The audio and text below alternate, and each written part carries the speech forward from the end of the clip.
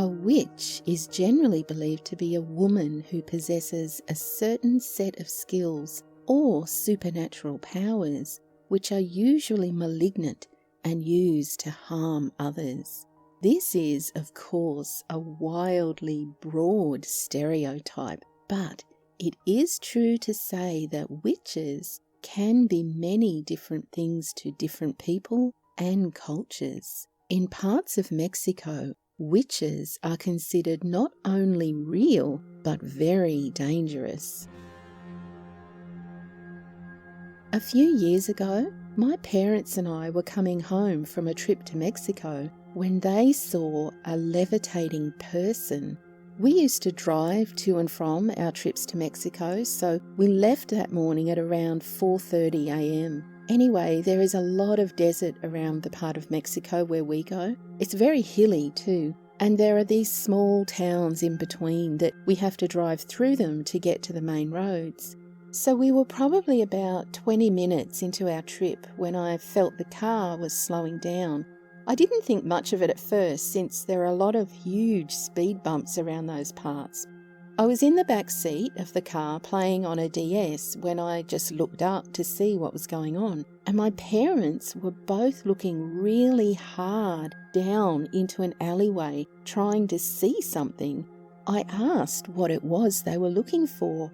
They said that they'd seen this person not walking into the alley but coming down from floating in the air. When she touched the ground, my parents said she shot into this alley that was dimly lit but otherwise in full view from the speed bump where we were at. Well, I looked down into the alley and there was no one there. And let me tell you, there were no doors in this alley, there were no ladders, there was nothing. And there's no way she could have run down the whole alley in a matter of seconds. She just vanished. You know, there is a strong belief in witches down in Mexico, and my parents are both convinced that they saw a witch that morning.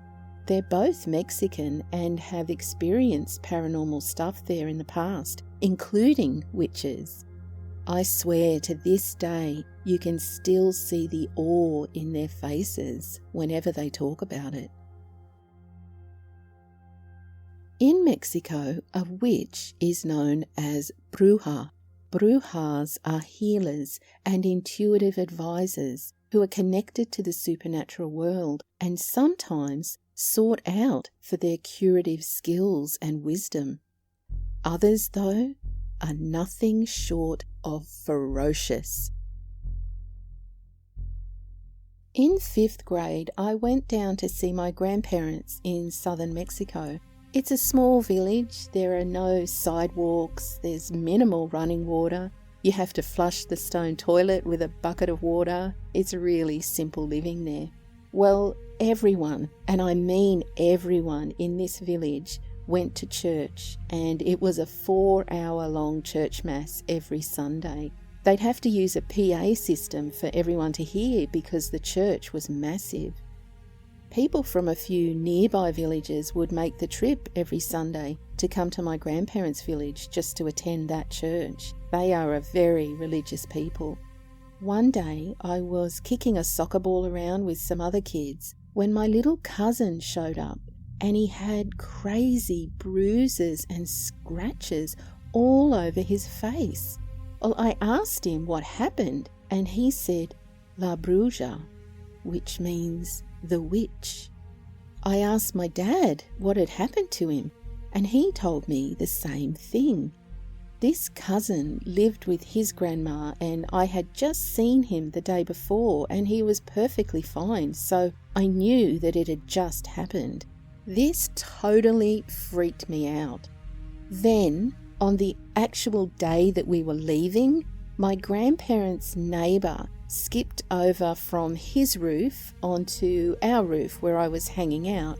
You got to understand that all of these houses had staircases to the roof and they were flat, so we could have chairs up there and hang out. But anyways, I was up there and he hops roof to roof until he gets to me, and he is covered in bruises from his neck down to his legs.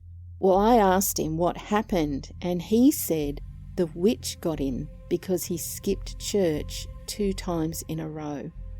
Man, I was so freaked out. Anyone I asked about La Bruja would tell me the same thing. She was a witch, but not to talk about her. They were genuinely afraid, and it was like a village secret. With that fear hanging over you, is it any wonder that people travel long distances every Sunday to attend the 4-hour Mass? That is genuinely terrifying. But take a look at this next story because it hints at another side to La Bruja. But first, if you enjoy my videos, why not become a patron? Patrons receive early access and bonus videos. So check out the link in the notes below for more info. I grew up in a small town in Mexico with my aunts and my grandma. My parents were in the US trying to buy a house for me to move into with them. I was about 9 years old when this happened. It was a calm evening and my aunt and I were going to go down to the town square just to hang out with her friends. She instructed me to go tell my grandma that we were leaving and that I'd find her down in the back of the garden.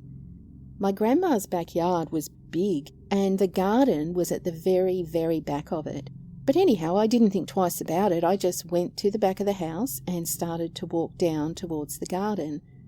The sun was setting at this time, but it was bright enough to see everything around me clearly.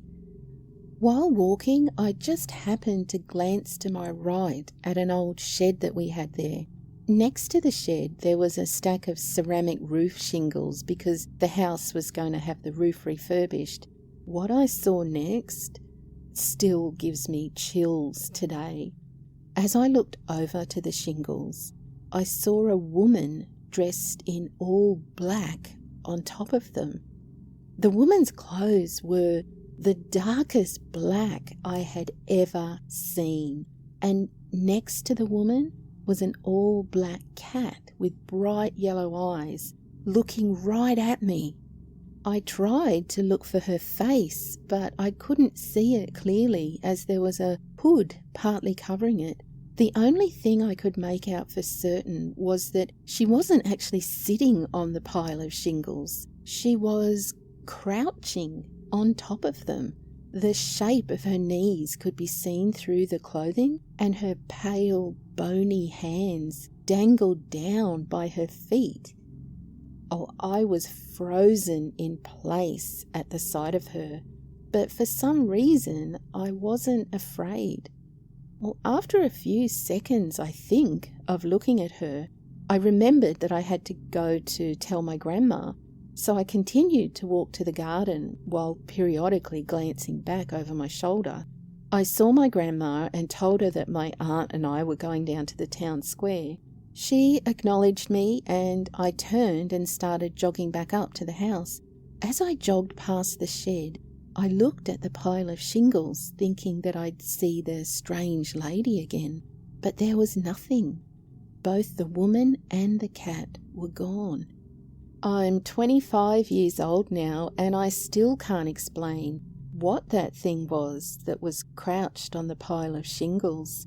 I told one of my aunts that still lives in that house in Mexico about my experience, and she told me that many people have seen that lady and her cat around the town. Everyone seems to agree that she is some kind of witch.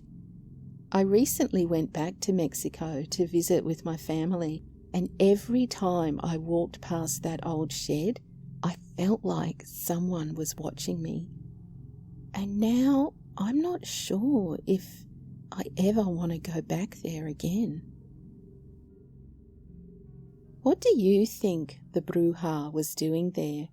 It's telling that the woman recalls a sense of unease and curiosity, but not fear. Could this Bruja, well known in the community, be something of a guardian, keeping an eye over certain people?